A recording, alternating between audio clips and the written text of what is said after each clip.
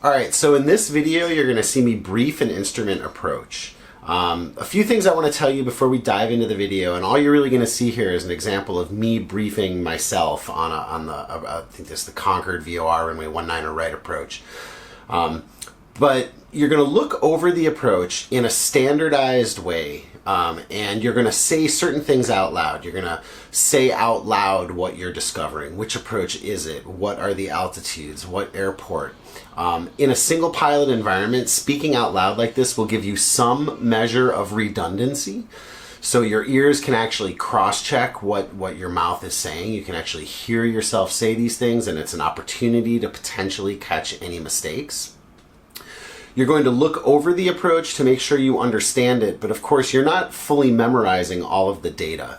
What you want to walk away with, what you want to memorize out of this briefing is how low, how long, and which way.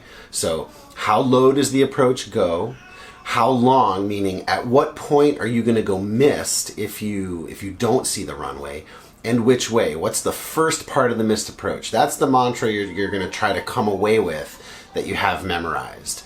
All right, so this is a little micro skill for you to kind of standardize and for you to, really practice until it's like you can brief one of these in your sleep. So sit down at your dining room table with a bunch of instrument approaches and practice talking out loud, going through the approach the way you're going to see me do in this video and walking away with how low, how long, and which way. So check it out. All right, so let's go through an approach briefing here. This is a Jeppesen plate for the VOR runway 19er right approach in Concord, California, and that's where I would start. You'd be surprised how many times I've seen people brief an entire approach only to discover at the end that they're looking at the wrong one. If they discover it. So if you're single pilot, say that out loud to yourself, give yourself a chance for redundancy there, but say I would start this as saying I'm briefing the VOR runway 19er right approach for Concord, California. I just kind of look over the frequencies and see if anything jumped out at me, and then move right on to the second row down there. This approach is built off the Concord VOR on 117.0. The final approach course is 172, and I register that as a southerly course. The minimum altitude at the VOR, which is the final approach fix, is 1,100. The conditional, and we'll look at that in a moment, the conditional MDA is 640, and the touchdown zone elevation, the TDZE, is really what I'm concerned with there. That's where the runway is going to be. That's where the touchdown zone is. I'm assuming the airport is somewhere around there, but the touchdown zone elevation. If you're being vectored here, you can look at the minimum safe altitudes from the sector, in the sector from which you're arriving. And then you're going to look at the missed approach, climbing right turn to 3,000 direct to the Concord VOR, then outbound. You kind of look at this too while you can see it right here on this dashed line, making sure you understand it.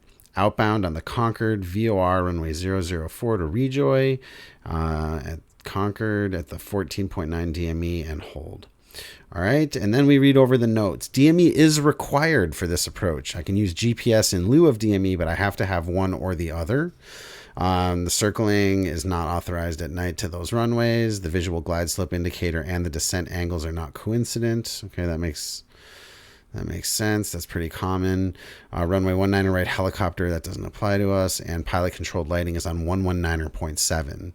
Then I would look over the plan view just to make sure I understand exactly what, depending on how I'm arriving. Am I coming from Rejoy?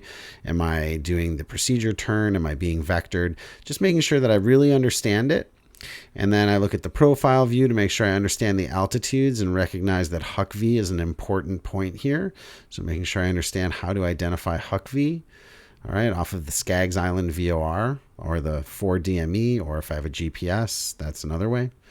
And then I start looking at the conditional MDA and the time. So at the final approach fix, I will start a time.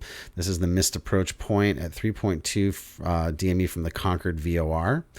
So depending upon my ground speed, I would time that approach to know when to go missed. Again, if I have a GPS in the background, something to help me monitor, that will also be a good indication. This is the type of lighting I expect to see. The MALS, the minimum approach, the medium intensity approach lighting system with the precision approach path indicator. The initial part of the missed approach is a climbing right turn to 3,000 direct to the Concord VOR, and then outbound on the 044 all the way out to Rejoy. And now the conditional MDA.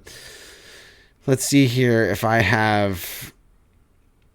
can do a 320 foot per nautical mile climb to 1,700 feet, I can go down to 640. And if I can't, I can only go down to 1020. And if I'm circling, I'm limited to 1020, but you'll remember circling is not authorized to some specific runways. And if you're not familiar with how to figure out your climb gradient, then you want to go over to this document called the Digital Terminal Supplemental, to the last page. This is the very last page. And you can see for 320 feet per nautical mile at 90 knots, I would have to maintain about 500 feet per minute. That's this here, 329, about 500 feet per minute. All right. And if you're using paper, that's on the very back page of the terminal procedures book. So you can practice briefing approaches at your kitchen table. You can just kind of go through this briefing one after the other until you have some real standard format. At the end of this, you want to go away from the approach having memorized how low, how long, and which way. And while you're briefing it, as much as possible in a single pilot world, try to talk out loud so that potentially your ears could catch your mouth if you make some sort of mistake. All right, briefing approaches.